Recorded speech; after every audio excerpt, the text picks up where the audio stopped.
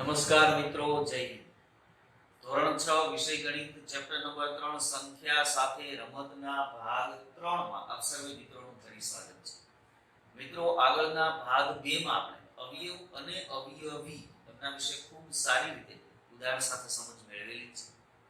સ્વાધ્યાય 3.1 ના દાખલો પહેલો અને બીજો આ બંને દાખલાઓ આપણે અવયવ અને અવયવી એમના ઉપયોગથી ગણેલા છે, અવયવ અવયવી મેળવેલા છે. એ જ કોન્સેપ્ટનો ઉપયોગ કરી અને સ્વાધ્યાય 3.1 નો દાખલો ત્રીજો એમનો આપણે ઉકેલ મેળવવાના છીએ. ઊભી હરોળ 2 આપેલી છે. ઊભી હરોળ 1 ની સાથે ઊભી હરોળ 2 એની સરખામણી કરવાની છે. મિત્રો, અહીંયા તમે જોઈ શકો કે ઊભી હરોળ 1 માં 5 સંખ્યાઓ આપેલી છે. આ 5 સંખ્યાઓની સાથે ઊભી હરોળ 2 માં કાં તો એના અવયવ કાં તો એનો અવયવી આપેલ છે, એમની સાથે આપણે જોડવાનું છે. બાજુમાં જવાબ આપણે લખતા જઈશું. ક્રમશઃ જોઈએ તો પહેલું 35. અહીંયા ક્રમશઃ જોતા જઈએ અવયવ કે અવયવી એનો કોઈ છે કે કેમ. તો 8 નો અવયવી 35 એ 8 નો અવયવી. ફરીવાર મિત્રો એ ખાસ મગજ ઉપર ક્લિયર હોવું જોઈએ કે અવયવ અને અવયવી કોને કહેવાય. તો ટૂંકમાં ફરીવાર રિપીટ કરું છું. અવયવ એટલે તો આપેલી સંખ્યાનો અવયવ એટલે આપેલી સંખ્યા કઈ કઈ સંખ્યાઓના ઘડિયામાં આવે છે એ તમામ સંખ્યાઓ એના અવયવ છે. અને અવયવી એટલે આપેલી સંખ્યાના ઘડિયામાં આવતી હોય એવી તમામ સંખ્યાઓને આપણે એના અવયવી કહીએ છીએ. તો 35 8 નો અવયવી 8 ના ઘડિયામાં કે 35 આવે ને એટલે એનો અવયવી નથી. 7 નો અવયવી તો 7 નો ઘડિયો બોલો તો એમાં 35 આવે. હા, એટલે 35 એ 7 નો અવયવી છે. એટલે પહેલાનો જવાબ છે બી. ત્યાર પછી બીજી સંખ્યા આપેલી છે 15. ક્રમશઃ જોતા જઈએ 8 નો અવયવી 8 ના ઘડિયામાં 15 આવશે નહીં. 7 નો અવયવી 7 ના ઘડિયામાં પણ 15 નહીં આવે. 70 નો અવયવી અવયવી એટલે 70 નો ઘડિયો બોલો તો એમાં 15 આવે ના આવે. 30 નો અવયવ અવયવ કઈ સંખ્યાના ઘડિયામાં 30 આવી શકે? તો આ 15 ના ઘડિયામાં. એનો અર્થ કે 15 એ 30 નો અવયવ છે. બીજાનો જવાબ છે ડી.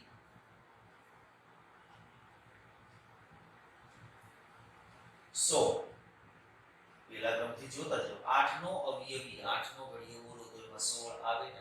8 2 16 એટલે 16 એ 8 નો અવયવી છે. ત્રીજાનો જવાબ આપણને મળે છે એ. પછી એવા 20 8 નો અવયવી છે નહીં, કારણ કે 8 ના ઘડિયામાં કે 20 ના આવે. 7 નો અવયવી પણ નથી, 7 ના ઘડિયામાં 20 ન આવે. 70 નો અવયવી 70 ના ઘડિયામાં કે 20 નહીં આવે. 30 નો અવયવ છે. એનો અર્થ કે 20 નો ઘડિયો બોલો તો એમાં 30 આવતા હોય તો અવયવ ગણે, નહીં ગણે. 50 નો અવયવ તો 50 નો પણ અવયવ નથી, કારણ કે 50 એ 20 ના ઘડિયામાં નહીં આવે. 20 નો અવયવ છે, કારણ કે પ્રત્યેક સંખ્યા પોતાનો કોઈ એક અવયવ હોય જ. એટલે 4 એનો જવાબ અહીંયા મળે છે આપણને F. ત્યાર પછી લાસ્ટ 25. 8 નો અવયવી છે તો ના, 8 ના ઘડિયામાં 25 આવશે નહીં. 7 નો અવયવી પણ નથી, કારણ કે 7 ના ઘડિયામાં પણ 25 ન આવે. 70 નો અવયવી 70 નો ઘડિયો બોલો તો એમાં 25 નહીં આવે, નથી. 30 નો અવયવ અવયવ એટલે 25 ના ઘડિયામાં 30 આવે ના આવે, એ પણ નથી. 50 નો અવયવ 50 નો અવયવ એનો અર્થ કે 25 નો ઘડિયો બોલો તો એમાં 50 જો આવતા હોય તો 25 એ 50 નો અવયવ કેવો આવે તો હા, એટલે 25 જે છે એ 50 નો અવયવ છે. એટલે પાંચમાનો જવાબ આપણને મળશે. મિત્રો, આ રીતે આ તો એક ઉદાહરણ છે. આ રીતે ઘણા બધા અવયવ અવયવીનો ઉપયોગ કરી અને જોડતા બની શકે છે. ત્યાર પછી મિત્રો આગળનો દાખલો જોઈએ. મિત્રો, દાખલા નંબર 4 માં આપણને રકમ આપેલી છે કે 100 સુધીના 9 ના બધા અવયવી શોધો. અવયવી એટલે આપણે જાણીએ છીએ કે 9 ના ઘડિયામાં આવતી હોય એવી તમામ સંખ્યાઓને આપણે 9 ના અવયવી કહીએ છીએ. બીજું મગજ ઉપર એ પણ ક્લિયર રાખવાનું કે 9 નો ઘડિયો એટલે 10, એટલે કે 9 10 90 ત્યાં પૂરો થઈ જતો નથી. આગળ પણ ચાલે. 9 11 99, 9 9 12 9 13 9 14 9 15 એમ જ્યાં સુધી આપણી જરૂરિયાત હોય ત્યાં સુધી આપણે અવયવ મેળવી શકીએ છીએ. કદાચ કોઈ મોટા ઘડિયા પર અવયવી નક્કી કરવા માટે આપણે ઘડિયા કંઠસ્થ હોવા ખૂબ જરૂરી છે. કદાચ માનો કે ન ઘડિયું કોઈ આવડતો હોય, કોઈ મોટી સંખ્યા હોય તો આપણે ગુણાકાર તો આવડે જ છે, બહુ સરળતાથી ગુણાકાર કરીએ અને પણ અવયવ મેળવી શકીએ. તો આપણે 9 ના અવયવી મેળવવા માટે 9 નો ઘડિયો પણ તમે લખી શકો અને ઘડિયું લખવાની જરૂરિયાત પણ નથી. તમે મનમાં ઘડિયું બોલતા જાઓ અને જે સંખ્યાઓ આવે એ લખતી જવાની છે. તો 9 ના અવયવી ક્યાં સુધી? 100 સુધી આપણે લખવાના છે. 100 થી મોટી સંખ્યાને ત્યાં અટકી જવાનું છે. તો 9 1 9 9 2 18 9 3 26 9 4 45 9 5 56 9 7 53 9 8 72 9 9 81 9 10 90. એટલે અહીંયા 90 આવ્યા. હજી આગળ ચેક કરવાનું, આપણે તો 100 સુધી લખવાનું છે. તો 9 10 90 9 11 એટલે કે 11 9 99 થાય. તો એ 100 કરતા તો નાની સંખ્યા જ છે એટલે 99 પર આવશે. પછી આગળ વિચારશો કે 9 × 12 એટલે 12 108 એ વધી જાય એટલે એ આવશે નહીં. તો ત્યાર પછીનો એક અવયવી આપણે લખવાનો થાય છે 99. ત્યાર પછીનો અવયવી જે છે 108 આવે જે 100 કરતા વધી જાય એટલે એ લખવાનો થાય નહીં. આ માત્ર એક ઉદાહરણ કહેવાય. અહીંયા ગમે તે સંખ્યાના અવયવી આપી શકીએ અને ગમે ત્યાં સુધી આપી શકીએ. એટલે એ આપણે આપણી રીતે સંખ્યા નક્કી કરી અને પ્રેક્ટિસ કરી શકીએ છીએ. મિત્રો, ત્યાર પછીનો આપણો ટોપિક છે અવિભાજ્ય સંખ્યાઓ અને વિભાજ્ય સંખ્યાઓ. આગળના ધોરણ 5માં પણ તમે આના વિશે થોડો અભ્યાસ કરીને આવ્યા છો. સંપૂર્ણ નવું હોય એવું નથી. તો સૌથી પહેલા જોઈએ અવિભાજ્ય સંખ્યાઓ કોને કહેવાય? કે જે સંખ્યા બે જ અવયવ ધરાવતી હોય, જે સંખ્યાને બે જ અવયવ હોય, કે બે અવયવ કયા? તો કે એક અને બીજો અવયવ સંખ્યા પોતે, તેને અવિભાજ્ય સંખ્યા કહે છે. દાખલા તરીકે 2 3 5 આ બધાના અવયવ તમે નક્કી કરશો. આપણે અગાઉ શીખી ગયા છે 2 ના અવયવ મારે નક્કી કરવા હોય તો આપણે 2 × 1 એટલે 2 ના અવયવ આપણને 2 મળે. તો 1 અને 2 એટલે 1 અને સંખ્યા પોતે. એમ 3 5 3 ના અવયવ નક્કી કરો તો 3 1 3 કે 1 3 3 જે લખો તે 1 અને 3. આનાથી વધારે કોઈ અવયવ તમને મળી શકવાનો નથી. એ રીતે 5 હોય, આગળ લખીએ તો 7 છે, પછી 6 એ નહીં આવે કારણ કે એમના અવયવ વધી છે. 7 આવશે સીધા. 7 પછી 9 ન આવે કારણ કે એમના પણ અવયવ વધારે હોય. 11 આવે, 13 આવે, 17 આવે, 19 આવે, 23 આવે. એ બધી જ સંખ્યાઓ જે છે એમાં માત્ર ને માત્ર બે જ અવયવો છે. એટલે એ બધી સંખ્યાઓને અવિભાજ્ય સંખ્યાઓ કહેવાય. ત્યાર પછી વિભાજ્ય સંખ્યા કોને કહેવાય? તો એનાથી વધારે કહું કે જે સંખ્યાને બે કરતા વધુ અવયવ હોય તેવી સંખ્યાઓને વિભાજ્ય સંખ્યાઓ કહે છે. ઉદાહરણ તરીકે નીચે બે ત્રણ ઉદાહરણો મેં આપ્યા છે. 4 6 8 આગળ પણ ઘણી બધી વિભાજ્ય સંખ્યાઓ છે. આપણે 4 ના અવયવ નક્કી કરતા હોઈએ તો 4 ના અવયવ અગાઉ આપણે નક્કી કરતા શીખી ગયા કે 1 નો ઘડિયો તમે બોલશો તો 1 4 4. 2 ના ઘડિયામાં તો આવે 2 2 4. પછી 3 ના ઘડિયામાં ન આવે, સીધા 4 ના ઘડિયામાં 4 આવે તો 4 1 4. આ ત્રણે ત્રણ બાબત પરથી હવે આગળ ક્યાં એક ઘડિયામાં 4 આવવાના નથી. તો અવયવો કયા કયા? તો કે 1 2 અને 4. તો એમના અવયવો થયા અહીંયા 3 1 2 અને 4. તો 2 કરતા વધારે અવયવ આ પ્રકારે 2 કરતા વધારે અવયવ ધરાવતી કોઈ પણ સંખ્યાઓ એ વિભાજ્ય સંખ્યાઓ ગણાય. પછી તમે 6 માટે વિચારો 8 છે, 10 છે, 12 છે, 14 બધા એ બધા માટે તમને 2 કરતા વધારે અવયવ મળવાના છે. એ બધી જ સંખ્યાઓ વિભાજ્ય છે.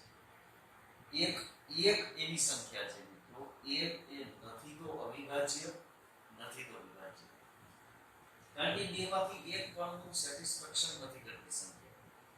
એક એ આપણે અહીંયા અવિભાજ્ય માટે શું કીધું કે બે એક અને પોતે એ એક માત્ર અવયવ છે અને બે કરતા વધારે અવયવો પણ નથી એટલે વિભાજ્ય પણ નથી.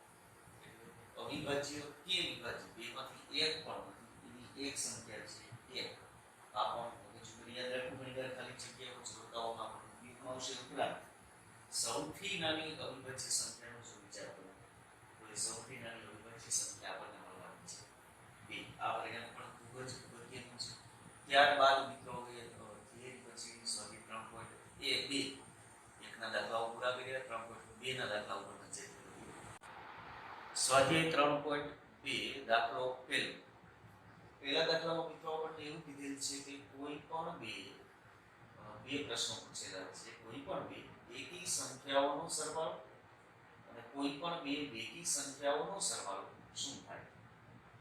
તો આપણે ઉદાહરણ સાથે પહેલા ચેક કરી લઈએ. બે ઉદાહરણો ચેક કરીએ એટલે આપણને અંદાજ આવશે કે શું મળે આપણને. તો કોઈ પણ બે એકી સંખ્યા પસંદ કરીએ. 1 3 5 7 આ બધી જ એકી સંખ્યા છે. ક્રમશઃ ક્રમિક એકી સંખ્યા લેવી એવું પણ જરૂરી નથી. કોઈ પણ બે એકી સંખ્યા, ધારો કે મેં 1 લીધા અને બીજી સંખ્યા લીધી 7, આ બંને એકી સંખ્યાઓ છે. એનો જો સરવાળો કરીએ આપણે કે 1 + 7 આપણને મળ્યા 8. આ 8 એક એવી સંખ્યા છે તો કે બેકી સંખ્યા. એ જ રીતે બાકીના ઉદાહરણ તમે લઈ શકો. ધારો કે મેં બે સંખ્યાઓ બીજી પસંદ કરી 3 અને 9. આ પણ બંને એકી સંખ્યાઓ છે. એમનો સરવાળો કરો તો 3 + 9 એટલે 9 ને 3 મળશે 12. 12 કેવી સંખ્યા મળી? એ પણ બેકી સંખ્યા છે. તો કોઈ પણ બે એકી સંખ્યાઓનો સરવાળો તમે કરો તો એ તમને શું મળે? તો અહીંયા આપણે જવાબ લખી શકીએ. બંનેમાં બેકી સંખ્યા મળી એમ કોઈ પણ લઈ શકો તમે. દરેક વખતે તમને સરવાળો હંમેશા બેકી સંખ્યા મળવાનો છે. તો કોઈ પણ બે એકી સંખ્યાઓનો સરવાળો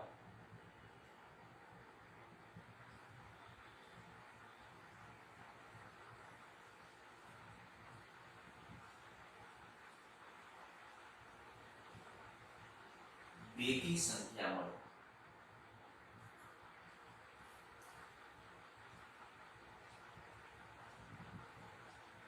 એ જ પ્રમાણે બેકી સંખ્યા માટે જો આપણે વિચાર કરશું કે કોઈ પણ બે બેકી સંખ્યાઓનો સરવાળો કરો તો એના પણ ઉદાહરણ લઈએ. બે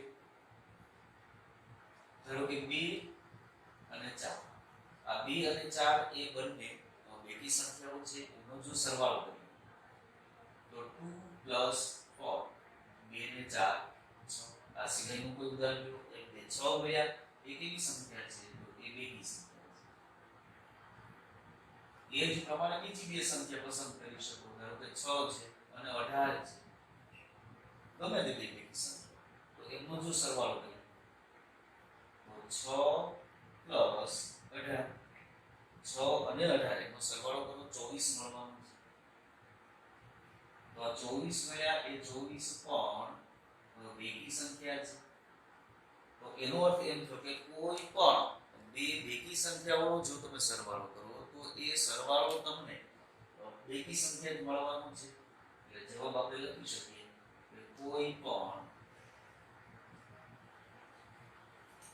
બે બેકી સંખ્યાઓનો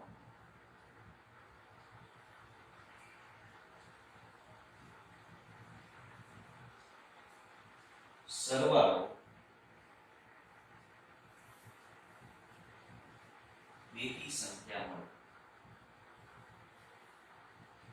આ મિત્રો બે એકી સંખ્યા હોય કે બે બેકી સંખ્યાઓ હોય એનો સરવાળો તમે કરશો તો એ સરવાળો તમને બેકી સંખ્યા જ મળવાનો છે.